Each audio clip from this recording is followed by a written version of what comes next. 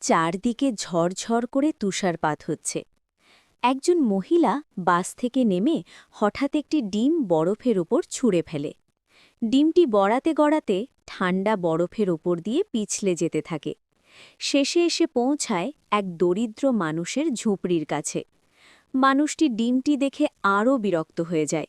সে রাগ করে ডিমটিকে আবার দূরে ছুঁড়ে ফেলে। ডিমটি আবার গড়াতে গড়াতে পৌঁছে যায় এক ভালুকের গুহার সামনে। ভালুক ডিমটি দেখে। সে ডিমটিকে নিজের বুকের সঙ্গে জড়িয়ে ধরে, উষ্ণতা দেয়। দিন রাত ভালুক ডিমটির যত্ন নেয়। শীত কেটে যায়, বরফ গলতে শুরু করে। ভালুক ডিমটিকে গুহার বাইরে নিয়ে আসে। ঠিক তখনই ডিমটি ফেটে যায়। ডিমের ভেতর থেকে বেরিয়ে আসে এক ছোট্ট ডাইনোসর।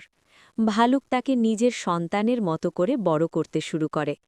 একদিন ছোট্ট ডাইনোসরটি জঙ্গলে হারিয়ে যায়। এক বিশাল আদিমানব তাকে ধরে নিয়ে যায়। ভালুক কাঁদতে থাকে।